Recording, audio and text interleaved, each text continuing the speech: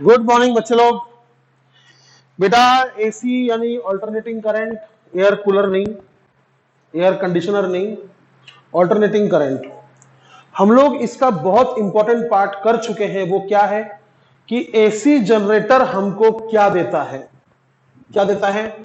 हमको एक alternating voltage देता है। देखिए, करंट देता है, ऐसा नहीं बोलने का, क्योंकि करंट जो है वो वोल्टेज पे डिपेंडेंट है, समझे? पोटेंशियल डिफरेंस पे डिपेंडेंट है कि कितना और किधर और किस तरह करंट होगा। तो नींबू पानी पीने का और फ्रेश रहने का। चीयर्स।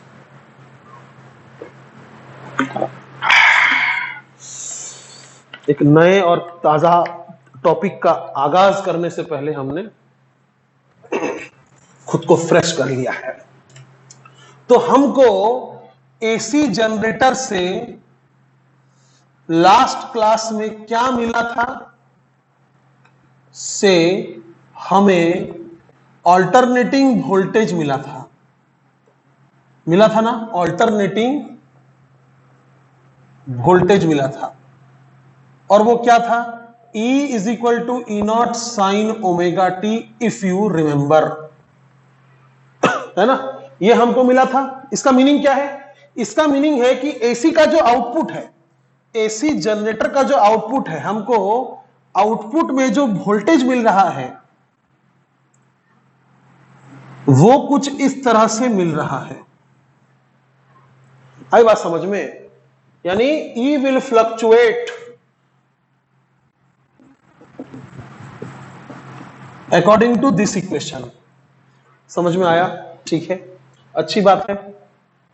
तो करंट का फ्लक्चुएशन कैसा होगा, यह समझने के लिए हमें पहले एक बात समझ लेना होगा कि देखिए, हम एसी वोल्टेज किसको दे रहे हैं, वो बहुत इंपॉर्टेंट है। हम एसी वोल्टेज किसको दे रहे हैं?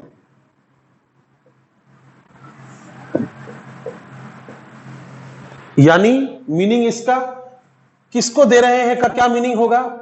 क्या हम उसे एक रेजिस्टर को दे रहे हैं? मतलब ऐसा,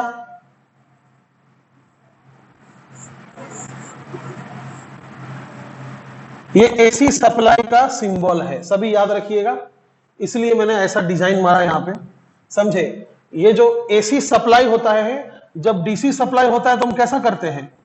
ऐसा करते हैं ना, बैटरी बनाते हैं प्लस माइनस। ये डीसी सप्लाई है। अब इसका प्लस माइनस तो फिक्स नहीं है, बदलते रहता है कि नहीं? तो इसलिए हम ऐसा बना देते हैं, this is the symbol of AC supply. Battery के जगह हम ऐसा बनाते हैं। तो क्या हम एसी सप्लाई दे रहे हैं प्योर रेजिस्टर को, या हम एसी सप्लाई किसको दे रहे हैं?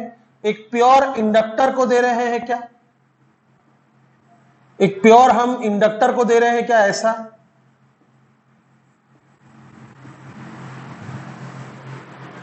या फिर हम एसी सप्लाई दे रहे हैं एक प्योर कैपेसिटर को, यानी ऐसा। किसको दे रहे हैं हम? इसको दे रहे हैं, इसको दे रहे हैं कि इसको दे रहे हैं? या फिर हम किसी कॉम्बिनेशन को दे रहे हैं?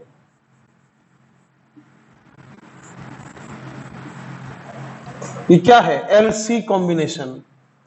या फिर हम किसी ऐसा कॉम्बिनेशन को दे रहे हैं,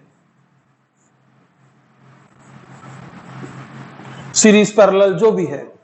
या फिर हम ऐसे सर्किट को दे रहे हैं जिसमें सब है,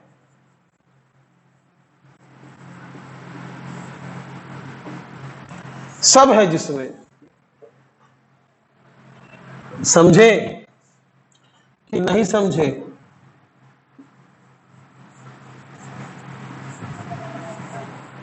देखिए, प्योर रेजिस्टर को देने से करंट का फ्लक्चुएशन जैसा होगा, वैसा फ्लक्चुएशन करंट का यहां नहीं होगा, यहां नहीं होगा। यहां जैसा होगा वैसा यहां नहीं होगा, यहां जैसा होगा वैसा यहां और यहां नहीं होगा। इन तीनों में करंट का फ्लक्चुएशन अलग अलग होगा। समझ में आया? समझे? हम ऑल्टरनेटिंग करंट ही बोलेंगे बट फ्लक्चुएट करने का तरीका तीनों में अलग रहेगा। हम तीनों को यही वोल्टेज देंगे लेकिन करंट का जो इक्वेशन होगा वो जरूरी नहीं है कि ऐसा ही होगा, वो कुछ भी हो सकता है। समझे? सिमिलरली यहां पर कुछ और होगा, यहां पर कुछ और होगा, यहां पर कुछ और होगा, यहां पर कुछ और होगा। तो काफी मजेदार और इंटरेस्टिंग टॉपिक्स हम करने वाले हैं कि एसी वोल्टेज किसको दे रहे हैं तो उसके हिसाब से करंट का इक्वेशन कैसा होगा। अब आप सोचिए, आपके पास ईएमएफ का इक्वेशन है, पोटेंशियल का इक्वेशन है, आप करंट का इक्वेशन ले आएंगे, इसके लिए होगा, इसके लिए अलग होगा, इसके लिए अलग होगा, इसके लिए अलग होगा। आप करंट का इक्वेशन ले आएंगे, आपके पास पोटेंशियल की इक्वेशन है, अगर इन दोनों को मल्टीप्लाई कर दिया जाए तो आपको पावर का एक्सप्रेशन मिल जाएगा, क्योंकि power is equal to potential into current होता है। समझे? तो ये सब कुछ पढ़ने से पहले हम आपको दो टॉपिक पढ़ा देना चाहते हैं और वो है आरएमएस वैल्यू और एवरेज वैल्यू। सर क्यों? क्योंकि ये कांस्टेंट नहीं है। एक बात मैं आपसे पूछ रहा हूं, आप थोड़ा सोचिए, ये सब तो आप बाद में पढ़ने वाले हैं। एक बात मैं आपसे पूछ रहा हूं, आप लोग सब वोल्ट मीटर सुने हैं ना? You all have heard the word voltmeter. What does it do? क्या करता है ये? यार ये पोटेंशियल मेजर करता है। ठीक है, अच्छी बात है। तो एसी जनरेटर में हमने एसी जनरेटर ने हमें पोटेंशियल ही तो दिया है। ये रहा ग्राफ। तो मैं अगर एसी सप्लाई किसी वोल्ट मीटर को दूं तो एसी सप्लाई को देखिए, कभी बढ़ रहा है पॉजिटिव है, फिर घट रहा है, फिर बढ़ रहा है नेगेटिव में, फिर घट रहा है। यानी ये बढ़ रहा है, घट रहा है, बढ़ रहा है, घट रहा है, ये पॉजिटिव है, ये नेगेटिव है। तो क्या वोल्ट मीटर में जो पॉइंटर होगा, वोल्ट मीटर में जो पॉइंटर होगा वो क्या ऐसा ऐसा होता रहेगा?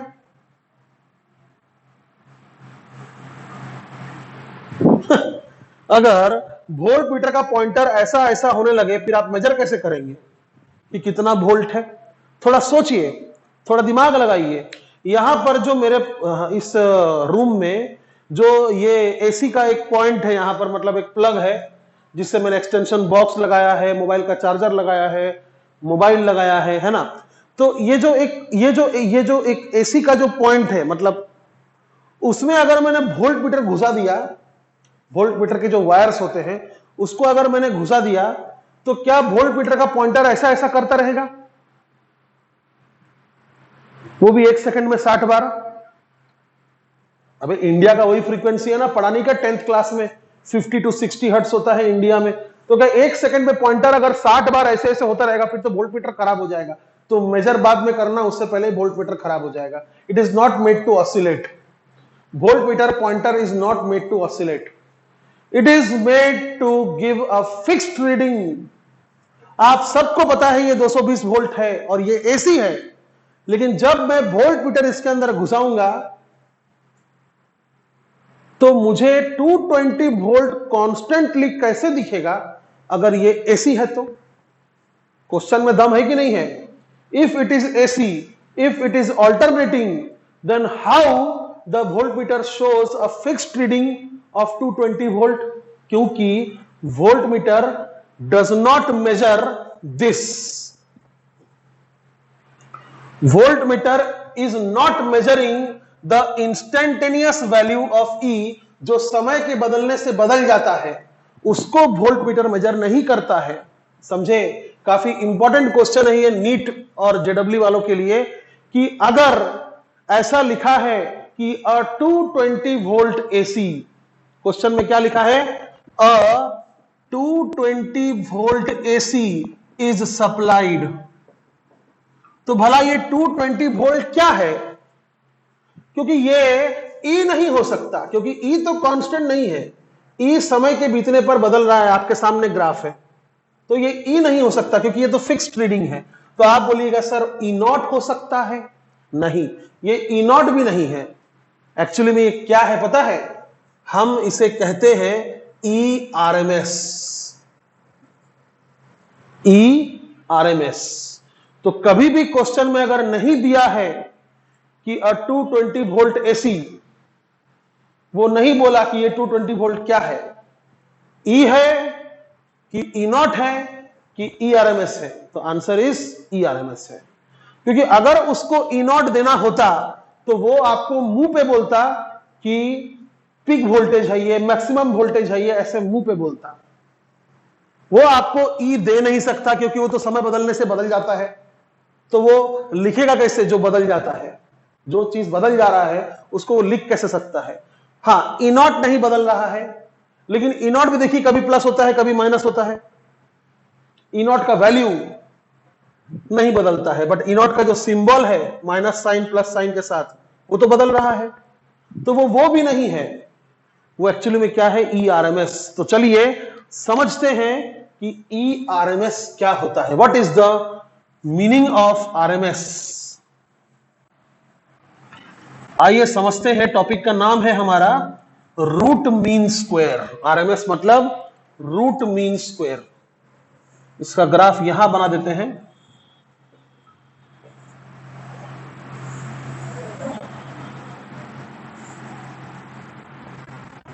ये क्या है? Minus E0। ये क्या है? Plus E0। ये क्या है? 0। ये क्या है? ये है पाई बाई 2। ये क्या है? पाई। ये क्या है? 3 पाई बाई 2। याद है ना रोटेशंस जो मैंने आपको सिखाया था लास्ट क्लास में? और ये ओमेगा टी, मतलब थीटा मतलब ओमेगा टी ना। तो चलिए, टॉपिक का नाम है रूट मीन स्क्वायर।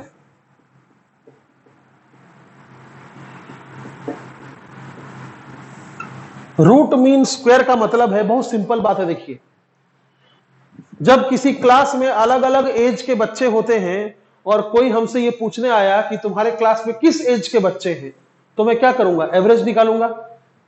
एवरेज निकालूंगा। तो एवरेज निकालने का ना यहां पर दो तरीका है। यहां पर क्लास में मैं क्या करूंगा? सबका एज ऐड करके बच्चों के नंबर से डिवाइड कर दूंगा, तो वो आपका एवरेज एज हो जाएगा। बट ये इतना आसान नहीं है, ये ट्रिग्नोमेट्रिक फंक्शन है। यहां पर आप इस तरह से ऐड करके डिवाइड नहीं कर सकते। तो दो तरीका है, एक रूट मीन स्क्वायर निकालने का और एक सच में हम एवरेज निकालेंगे। एक सच में एवरेज निकालेंगे, सारे वैल्यूज को ऐड करके नंबर ऑफ ऑब्जर्वेशन से डिवाइड करेंगे, जैसे मैथ्स में हम एवरेज निकालते हैं, समझे? और एक तरीका है एवरेज निकालने का कि स्क्वायर कर लो पहले। एवरेज निकालने से पहले स्क्वायर कर लो और फिर एवरेज निकालो। बट ये तो स्क्वायर का एवरेज हो गया, इसलिए रूट भी कर दो। क्या बोलते? रूट मीन स्क्वायर जिस तरह लिखा है उसको इस तरफ से प्रोसीड कीजिएगा। पहले स्क्वायर करने का, फिर मीन करने का, और फिर लास्ट में रूट करने का, क्योंकि आपको स्क्वायर का मीन नहीं चाहिए, आपको मीन चाहिए था, और ये डायरेक्ट है मीन। तो समझ गए बात को? तो चलिए आगे बढ़ते हैं। तो किसको स्क्वायर करना है, किसको मीन करना है? अरे भाई, जिसको स्क्वायर करना है उसी को मीन करेंगे, उसी को रूट करेंगे। तो सवाल उठता है कि स्क्वायर किसको करें? तो सिंपल सी बात है। देखिए, अगर हम यहां पर टाइम लिखते हैं t, तो ये हो जाएगा आपका t/4, ये हो जाएगा आपका t/2, ये हो जाएगा आपका 3t/4, और ये हो जाएगा t। एक कंप्लीट साइकिल मैंने बना दिया। तो ध्यान से देखिए, अलग अलग समय पर e का वैल्यू अलग अलग होगा। अलग अलग समय पर e का वैल्यू अलग अलग होगा, समझे? तो रूट मीन स्क्वायर का मतलब है तुम पहले स्क्वायर कर लो। कर दिया, कर दिया। तो किसको स्क्वायर कर रहे हो? सुनो ध्यान से, देखो ध्यान से देखना। ये एक टाइम का वैल्यू है, आखिर ये एक्सिस किसका है? टाइम का है। ये एक टाइम का वैल्यू है, ये जो कोई दूसरा टाइम का वैल्यू है, ये कोई तीसरा टाइम का वैल्यू है, ये कोई चौथा टाइम का वैल्यू है, ये कोई पांचवा टाइम का वैल्यू है। वैसे ये पूरा टाइम पीरियड का एक चौथाई वैल्यू है, ये पूरा टाइम पीरियड का आधा वैल्यू है, ये पूरा टाइम पीरियड का 75% वैल्यू है, और ये पूरा टाइम पीरियड खुद है। तो तुम सोचो, 0 से लेकर इस वैल्यू तक, सुनो ध्यान से सुनो, 0 से लेकर इतने टाइम तक ई के कितने वैल्यूज होंगे? कितने वैल्यूज होंगे? इनफाइनाइट। अब एक बात बताओ, 0 और 1 के बीच में कितना नंबर है? इनफाइनाइट। अगर तुम 0.1 से जाओगे तो 10 नंबर है, बट 0.01 से जाओगे तो 100 नंबर है, 0.001 से जाओगे तो 1000 नंबर है, एक 0 और 1 के बीच में, है ना? तो 0 और t के बीच में कितने टाइम के वैल्यू है? इनफाइनाइट। तो अगर मैं यहां पर इनफाइनाइट वैल्यूज पुट करूंगा तो इसके भी कितने वैल्यूज आएंगे? इनफाइनाइट। तो बताइए, ऐसे उंगलियों से ऐड करना पॉसिबल है क्या? और जब भी ऐसा होता है हम क्या करते हैं? इंटीग्रेशन। तो हम 0 से लेकर t टाइम तक सारे टाइम पर e का वैल्यू देखकर ऐड कर देंगे। समझे? 0 से लेकर t टाइम तक हर एक टाइम पर e देखकर ऐड कर देंगे, और ऐड करने से पहले हम स्क्वायर कर देंगे। समझ गए? समझ गए? यानी E1 square plus E2 square plus E3 square, ऐसे करते करते हम कहां तक जाएंगे? इनफाइनाइट तक जाएंगे, क्योंकि 0 और t के बीच में इनफाइनाइट नंबर्स है। There will be infinite observations, और ऐड करके हम सबको ऑब्जर्वेशन के नंबर से डिवाइड कर देंगे। अब 0 से t तक ऑब्जर्वेशन का नंबर क्या होगा? t। समझे? इनफाइनाइट मत बोलिएगा, t होगा, और फिर ये जो होगा हम उसको फिर रूट कर देंगे। तो this is the formula of RMS। अब आप किसका RMS निकाल रहे हैं? E का। तो this is the formula of ERMS। Current होता तो IRMS। समझे? चलिए, तो हम ऐड नहीं कर सकते, इसका मतलब यह हुआ कि हम ऐड नहीं कर सकते, हमको इंटीग्रेट करना पड़ेगा। तो इंटीग्रेट किसको कीजिएगा? E square dt। इंटीग्रेट करके मैंने ऐड कर दिया। कैसे? dt इंटरवल में, एक dt इंटरवल में, ध्यान से देखिए, इधर अपने आंखों को जूम करके देखिए, यूट्यूब तो जूम होता नहीं है।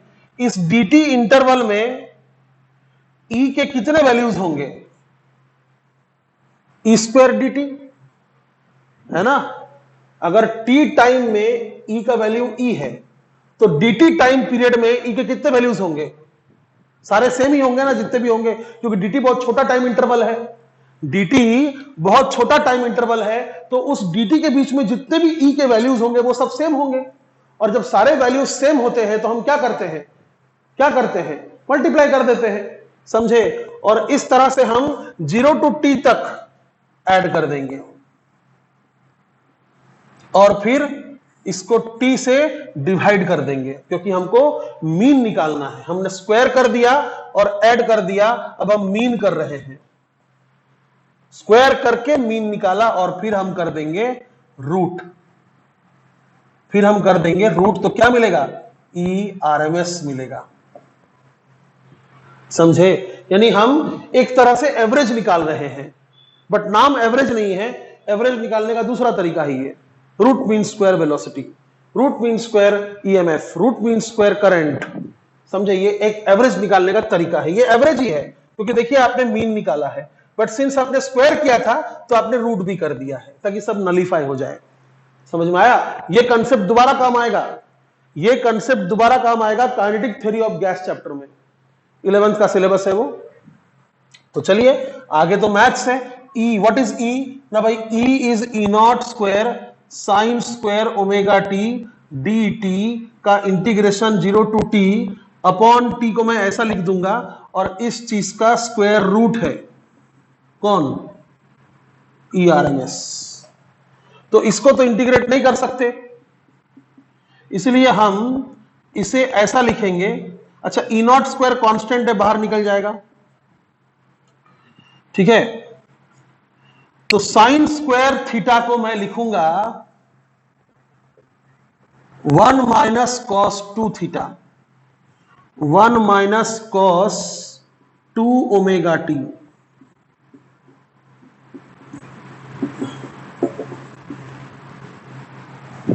Is equal to E R M S. अब मैं इसका इंटीग्रेशन अलग अलग कर लूंगा।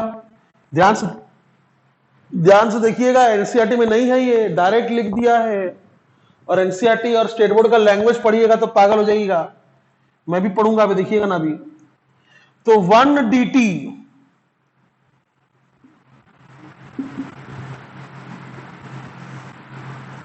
और cos 2 omega dt,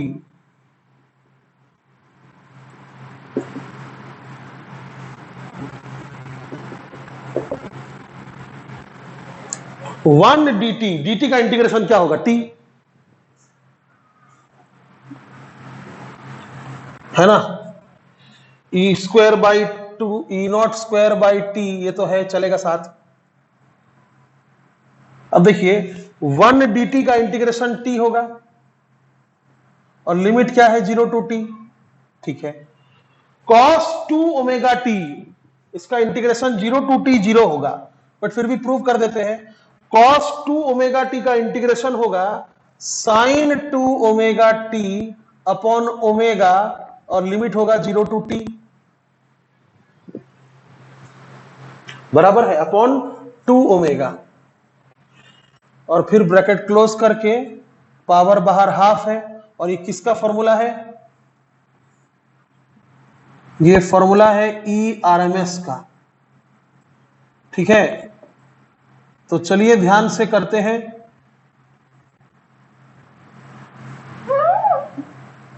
E not square by T, एक बार टी की जगह टी पुट कीजिए, एक बार टी की जगह 0 पुट कीजिए, टी माइनस 0 टी हो गया, बढ़िया।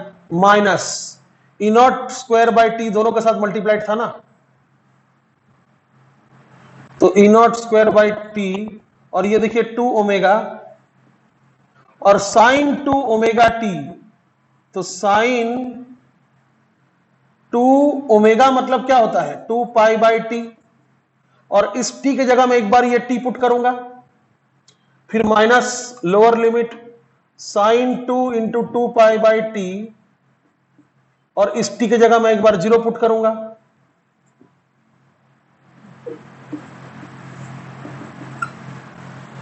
अब बताइए, ये टी टी कैंसिल हो गया और ये तो पूरा 0 हो गया।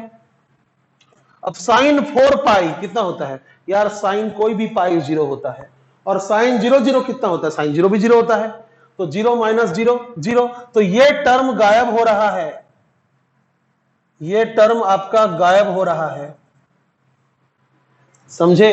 वैसे भी आपको याद रखना चाहिए, ठीक है, कि sine n theta n omega t, कोई भी एन हो, 1 2 3 4 5 6 7 8 9 10, कोई भी ओमेगा हो, या फिर कॉस एन ओमेगा टी, अगर आप इसका इंटीग्रेशन करेंगे 0 टू टी तो आपका आंसर 0 आएगा, 0 टू टी तो आपका आंसर 0 आएगा। तो मैं क्या बोलना चाह रहा हूं ये दोनों लिख के, कि भाई देखिए cos 2 ओमेगा टी का इंटीग्रेशन अगर पूरे एक साइकिल के लिए हो, 0 टू टी मतलब पूरा एक साइकिल के लिए अगर आप इंटीग्रेट करेंगे तो आपका आंसर 0 आ जाएगा, फिर चाहे आप कोई भी नंबर क्यों ना हो, 2 3 4 कुछ भी क्यों ना हो, समझे। तो बुक में अक्सर देखिएगा इसके बाद, ये स्टेप के बाद डायरेक्ट ये स्टेप लिखा रहता है। अच्छा, इसका पावर हाफ भी था ना, हाँ, डायरेक्ट ये स्टेप लिखा रहता है। अच्छा, ये टी और ये टी कैंसिल हो गया, और एक 2 था ना, कहां गया? साइन स्क्वायर थीटा, अच्छा सॉरी, 2 साइन स्क्वायर थीटा होता है 1 माइनस कॉस 2 थीटा, तो यहां पर अपॉन 2 भी आएगा।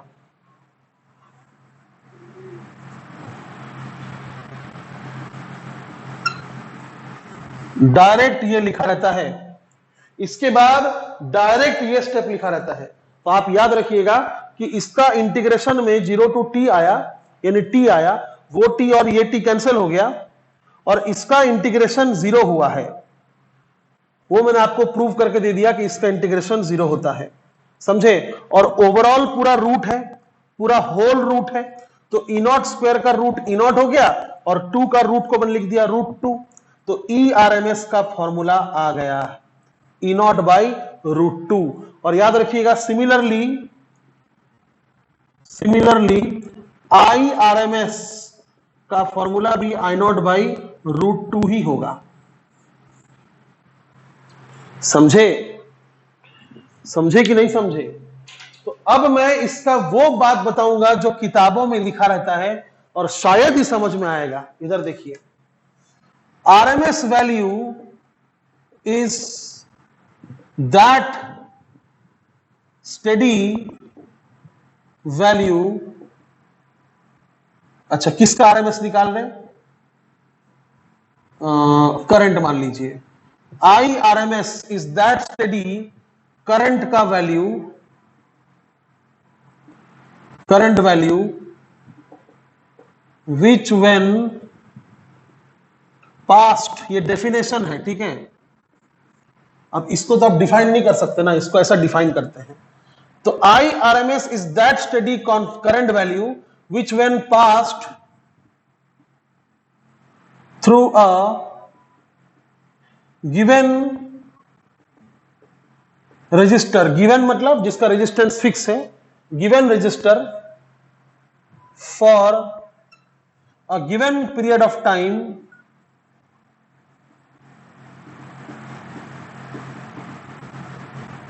produces same amount या equal amount of heat that produced by alternating current, produced by the alternating current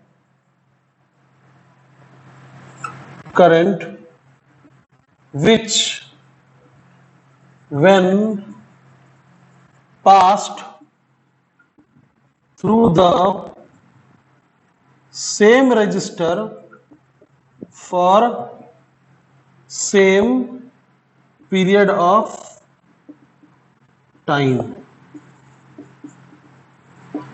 बताइए क्या समझ रहा आपको? हाँ, इंग्लिश ही ऐसा है इसका। क्या बोल रहा?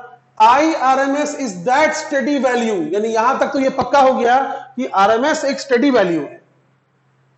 फिर क्या बोल रहा? करंट की बात चल रही है, करंट की बात चल रही है कि आई आर एम एस वो करंट का स्टेडी वैल्यू है जिसे हम जब एक गिवन रेजिस्टेंस से पास करें किसी गिवन समय के लिए, तो उतना ही हीट प्रोड्यूस करेगा जितना हीट वो अल्टरनेटिंग करंट पास करता जब हम उसे उसी रेजिस्टेंस के थ्रू उतना ही समय के लिए पास करते। बताइए। तो मैं आपको यह भी एक्सप्लेन करके दे दूंगा, don't worry. Suppose we have two circuits, one is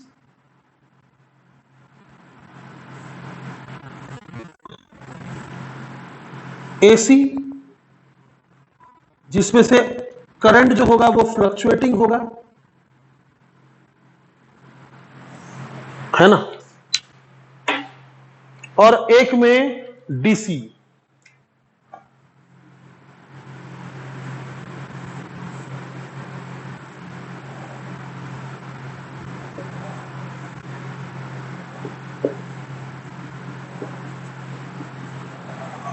अब समय आप कोई फिक्स कर लीजिए, 5 मिनट मान लीजिए।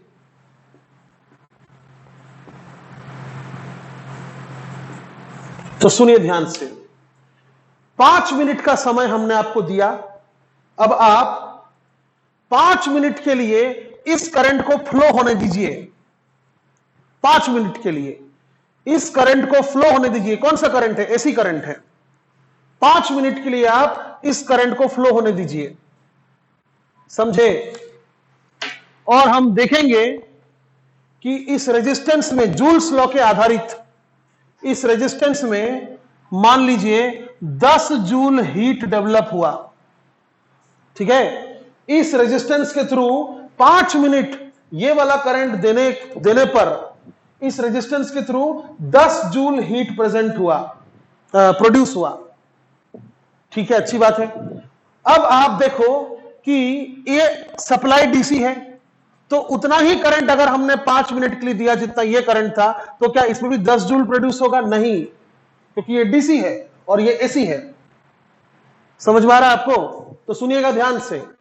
तो ये करंट जितना भी होगा जो इस रेजिस्टेंस के थ्रू जब पास हो उसी 5 मिनट के लिए, तो 10 जूल हीट प्रोड्यूस करे, तो उस समय हम ये करंट को बोलेंगे ना भाई, ये करंट जो है वो इसका आरएमएस वैल्यू है। यानी RMS value is based on heat.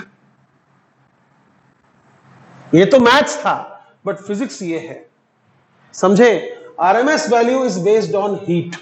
तो ये जो वोल्ट मीटर है जो आरएमएस मेजर कर रहा है, एम मीटर है जो आरएमएस वैल्यू मेजर कर रहा है, ये हीट पर डेवलप्ड है। और ये नीट में पूछा गया क्वेश्चन है कि वोल्ट मीटर किस चीज पे डिपेंडेंट होता है। तो याद रखिएगा, वोल्ट मीटर हो या एम मीटर हो, अगर आप उससे एसी मेजर कर पा रहे हैं, मतलब ये हुआ कि वो आपको आरएमएस वैल्यू मेजर करके देगा, and it will be governed by the principle of joules law, heat. तो समझ गए आप इसका मीनिंग क्या है? आरएमएस वैल्यू, ये आरएमएस वैल्यू है।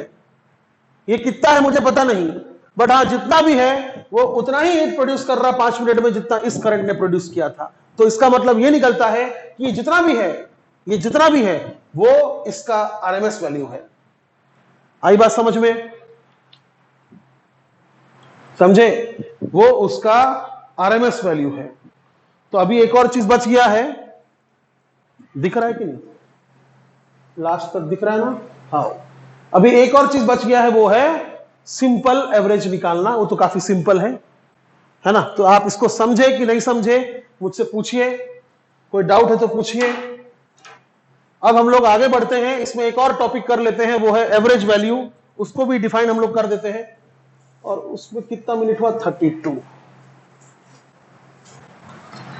तो रूट मीन स्क्वायर हो गया। ये दो फॉर्मूला याद रखिएगा, IRMS I0 by root 2, ERMS E0 by root 2. And what is E0 I0? Peak value. It is the peak value.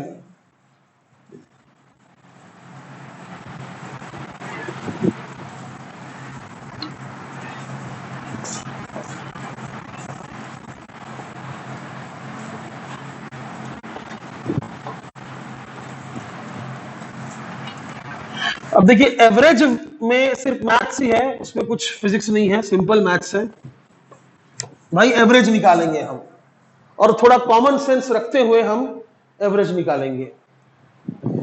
Common sense रखते हुए क्या हम एवरेज वैल्यू निकालने वाले हैं, और टॉपिक का नाम होगा एवरेज वैल्यू बस। तो हमारे पास इक्वेशन ईएमएफ का है, तो हम इसी का एवरेज निकाल लेंगे। तो ध्यान से देखिएगा, एवरेज का मीनिंग क्या है भाई? एवरेज करो, 0 to t ऐड करो और डिवाइड करो, हो गया ई एवरेज। ई एवरेज स्क्वायर करके मीन करके रूट नहीं करना है, डायरेक्ट मीन करना है। बट इसका आंसर 0 आ जाएगा, क्योंकि आप 0 to t मेजर करने वाले हैं। 0 to t में इंटीग्रेट करने वाले हैं। Positive area negative area same होगा, मिलाकर 0 हो जाएगा। आई बात समझ में? वैसे भी मैंने आपको पहले बता दिया था कि साइन या कॉस n ओमेगा t अगर है और आप उसको 0 to t ऐड कर रहे हैं, इंटीग्रेट कर रहे हैं, तो आंसर 0 आएगा।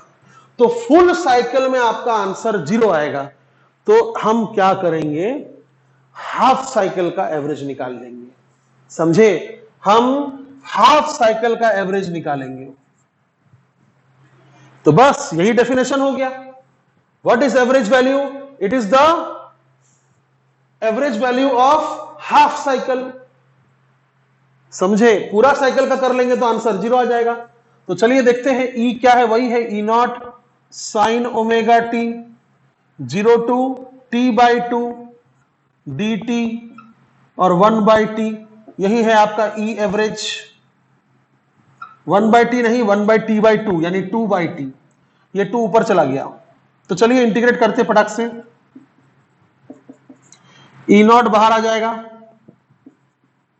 और साइन ओमेगा टी का हम इंटीग्रेशन करेंगे।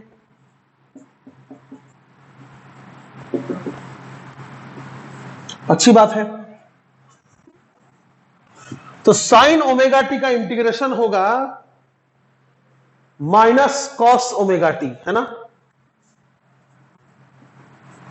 तो 2E0 बाई टी क्या होगा, minus cos omega T upon omega, वो ओमेगा को मैं यहां लिख देता हूं, और हमको लिमिट कितना पुट करना है, 0 to t by 2 is equal to E average. तो चलिए शुरू करते हैं, माइनस को बाहर लिखते हैं, 2E0 by omega T, minus को लिख दिया इधर, ये माइनस, और कॉस ओमेगा के जगह लिखेंगे हम 2 पाई बाई टी, और ये टी के जगह एक बार टी बाई 2 पुट करेंगे और एक बार 0 पुट करेंगे। तो 0 पुट करने से पूरा ही 0 हो जाएगा, यहां 0 पुट कीजिएगा तो पूरा ही 0 हो जाएगा ना, और ये होगा आपका ई एवरेज।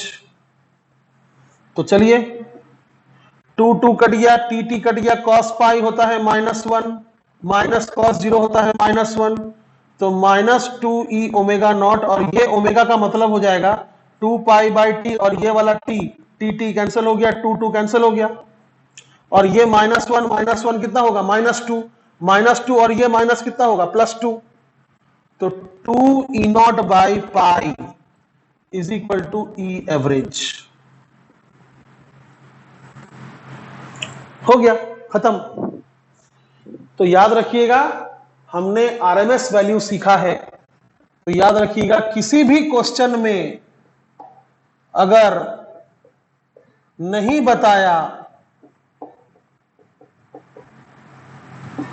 बताया कि E0 है या ई आरएमएस है या फिर ई है, नहीं अगर बताया तो समझ जाना कि वो ई आरएमएस है, समझे। और याद रखना, ई आरएमएस और आई आरएमएस का formula E0 by √2 I0 by √2, और ई एवरेज का formula 2E0 by pi, similarly I average का फॉर्मूला 2I0 बाई पाई, समझे। तो ये 4 फॉर्मूला है आपके लिए, इसे याद रखिएगा, बहुत काम आता है न्यूमेरिकल में, सिंपल काम आता है।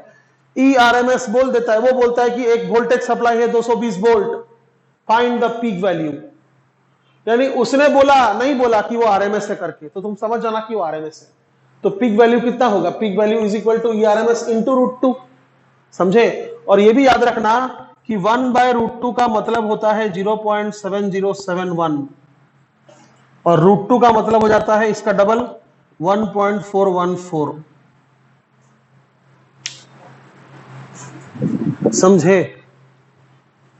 बस कल हम इस ईएमएफ को एक बार रजिस्टर को देंगे और देखेंगे करंट क्या हो रहा है, करंट मिल जाएगा तो पावर समझ जाएंगे, समझे। और फिर एक बार हम कैपेसिटर को दे देंगे, फिर करंट और पावर निकालेंगे, और एक बार हम इसको दे देंगे, इंडक्टर को दे देंगे, और फिर करंट और पावर निकालेंगे। और कल का सेशन बहुत इंपॉर्टेंट होगा, क्योंकि मैं आपको फेज डिफरेंस समझाने वाला हूं, जो आप ऑसिलेशन में पढ़े हैं, फेज डिफरेंस, वो मैं दोबारा आपको समझा कर दूंगा कि कैसे निकालते हैं फेज डिफरेंस। तब तक के लिए नमस्कार।